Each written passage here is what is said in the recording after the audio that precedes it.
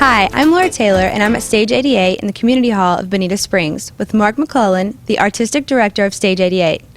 Mark, how long has Bonita been housing the Stage 88? Well, this is actually our second season. We started last season in Bonita after having 3 seasons in Naples, but we had the opportunity to come up, and the city offered us the chance to perform in Community Hall and become Bonita Springs' first community theater. So we've been here since then, and it's been a great experience so far. Well, great. And how long did it take you to generate some publicity for the Stage 88, and how many people do you have coming? Well, fortunately, we were able to bring a lot of the folks who were familiar with us down in Collier County, who sort of followed us up here, got used to seeing us and really enjoyed what we're doing down here. But I can't say enough about the support that we've gotten from the residents of Bonita Springs. I mean, they were showing up from the first weekend of our first show in Bonita, and they've been here ever since. And most of our shows, we've been running full houses by the ends of our runs, and the people have been great. That's great. So what show is showing tonight? Right now, we are in the final weekend of a show called The Vast Difference, which is written by Jeff Daniels, who is a movie actor you'd probably remember from Dumb and Dumber, Gettysburg, Pleasantville, things like that. And it's actually the third Jeff Daniels show we've done. He's a great writer, writes incredible comedy, and we've always enjoyed his work. So that's we're going around one more time with Jeff's stuff. Well, great. And how many people are actually in the cast for this show? We have a cast of 8 in this show. That's actually a larger cast for our theater company. We are a small, intimate theater company. We're a little bit different than most community theater companies that are around the area. We tend to concentrate on smaller plays and musicals, and we have a very intimate area. And really, when you come to see a show here, you really feel like you're connected with the show. You're not sitting all the way back in the nosebleeds, and it's a good time. We have a lot of fun and a lot of great interaction with the audience. And where do your actors and actresses come from? They come from all over. We have quite a range of folks. We have people who've had quite a lot of professional experience, all the way down to, in fact, we've got a couple of people in our last 2 shows who have experienced their first time on stage. But the nice thing about those folks is they get a chance to come in and work with some really, really good ex-professional and talented folks. So it's also a great learning experience. So anybody who has always wanted to perform but has never had the opportunity to, well, this is a great place to learn, and you can show up on stage fairly quickly if you come in and work hard. That's great. And so, do you post the auditions? Can anyone audition? Yes, absolutely. We do almost everything online now, like everybody else. It's stage88.com is our website. So all of the information you need, from tickets to auditions to volunteer opportunities, the whole gamut is right there. Okay, and you've also told me a little bit about this, that you sometimes have to step in case of an accident or something that happens last minute, and I wanted to hear a little bit about that. Well, that's community theater. That actually happened in this show. Unfortunately, we had a great actor and friend of ours who was cast in this show, who unfortunately had some health problems, had to have a little bit of emergency surgery about a week and a half before this show went up. So being the artistic director isn't, it's one of those things where you're also the chief bottle washer and you're the guy in the bullpen when somebody gets injured. So I've actually had to step in and do the role. But it's been a great experience. We've had a really great cast, and they just took it in stride, and it's turned into a really nice run. Well, great. And I did want to ask you a little bit. You said that you have a mother and a son that are actually in the show, the son for the first time and the mother's kind of experience. But that's one of the nice things. I've worked professionally, I've worked in community theater, and that's one of the really nice things about community theater. And it's a great story that we have right now is we had cast a young lady in our show named Beth Yazvac, and we needed one more male in the show, and we couldn't find quite the right person, so we were calling out for additional auditionees, and we mentioned, hey, can you mention this to Joey? Maybe he'd be interested. And actually he came and blew everybody else out of the water, got cast, and now for the first time it's a mother and son on stage together, and they're having a great time with it. Well, we're really excited about that because we're going to interview them a little bit later today, right? Absolutely. They'll be here. Should be here fairly shortly. So. Great. I also just want to tell us what kind of shows are coming up this season. Actually, we have our next show coming up in December, which is the Everything You Don't Know About Christmas show. It's another, we do a lot of original musicals. We did Four-Part Thunder last year, which was an original musical which featured the music from the golden age of Southern gospel music. And this year it's the Christmas show. And we will have a couple of traditional Christmas songs, but a lot of the things that you will hear will be songs you probably haven't heard before, but it's great music and a great time, and it's going to be a lot of fun. So if you like original music, it's a great place to be. And how can people purchase tickets for that show? Actually, like I said, you can go on stage88.com and you'll find out all about our very simple ticket procedure. Okay. Actually, we have a ticket line, and the phone number is 513-8600. And if you call that line and you leave a message, all you have to do is leave your name, how many people are coming, and what day that you're coming for, and you can consider yourself reserved and show up that night with your money in hand, of course. It's a not-for-profit theater company, but these sets still cost money. So it's just that easy. It's very simple. And, of course, tickets are always available at the door as well. We hope to see you out at a show. Come support your local community theater here at Stage 88. Go to stage88.com for more information. If you'd like to make a donation to our production fund and help keep live performance healthy and growing in Bonita Springs, please call us or email stage88 at stage88.com to find out how you can support Bonita's own community theater. The Vast Difference, September 27th through October 13th at Stage 88. Bonita Springs, we are proud to be your theater.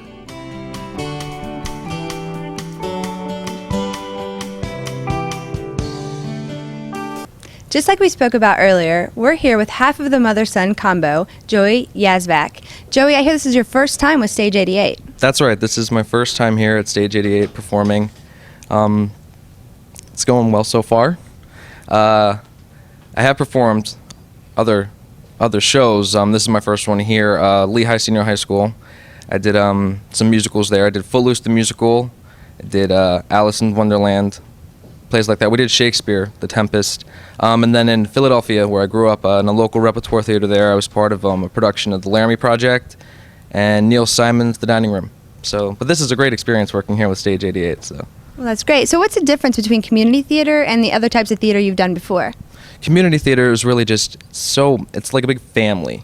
At high school, is similar, but here there's more of a bond. In high school, you go to class, and then afterwards you go to your rehearsal. It kind of just ends there. But here, we really stick close together. That's how I feel, at least, and it's my first time here. And speaking of family, do you feel that your mother's the one that got you into acting?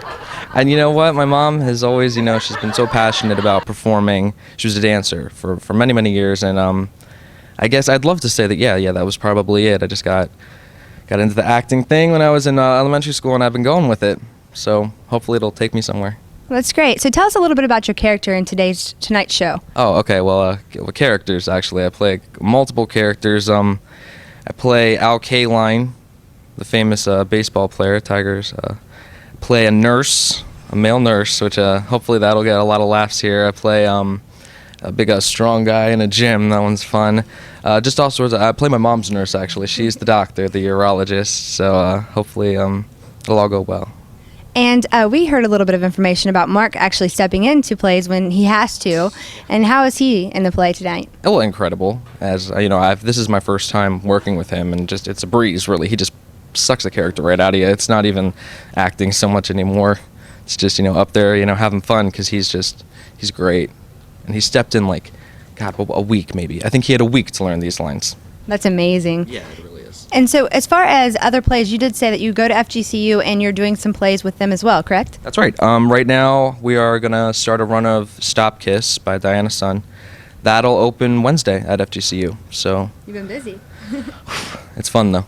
Well, thank you for taking the time to talk with me today, and good luck tonight, and good luck Wednesday with the opening night for your FGCU play as well. Thank you very much, and hopefully you'll enjoy it. I definitely will, I'm sure. Great. And fate? Do you believe in fate? Spinning around my left, spinning until my eyes drop back to the top of my head. God, I'm good. Let's set it safe. Can we? The sooner the better. Smashing. Let's set it. Now we're here with the other half of the mother-son combo, Beth Yazvac. Beth, tell me a little bit about how you got into community theater. When I started out as a dancer many years ago, and I was injured and unable to perform as a dancer anymore, so I then started in the world of drama and theater. And when I moved to Florida, I was fortunate enough to meet Mark and Sabrina, who got me involved here with Stage 88, and it's been a wonderful experience. In what types of ways does the Stage 88 or community theater in general affect the community? Well, I do believe that it brings all of the community together and enhances their theater experience. And there's a lot of cases where people would not travel outside of Bonita Springs or Fort Myers or Naples to see a show, and Stage 88 does bring that here to the community for them to enjoy. We're very lucky for that here in Bonita. Could you tell me a little bit about working with your son for the first time in Stage 88? Oh, that's been the best part, because I think he's the greatest actor in the world, of course, but I'm his mother. I have a daughter as well, and both of them, we've grown up, they've grown up as a family loving theater and loving dance and loving performing, and now having the opportunity to actually perform with Joey has been a true blessing. It has. I bet it's amazing. Can you tell us any stories about him when he was younger, and acting, or anything that would be kind of cute that he did when he was a little kid? Well, he used to write his own. As a real little boy, he would write his own plays, and he and his sister would then perform them. And my father would film them, and my mother was the lighting person. And we do have all of this on film so that when he becomes rich and famous and popular, I will be able to show them. Yes, that's awesome.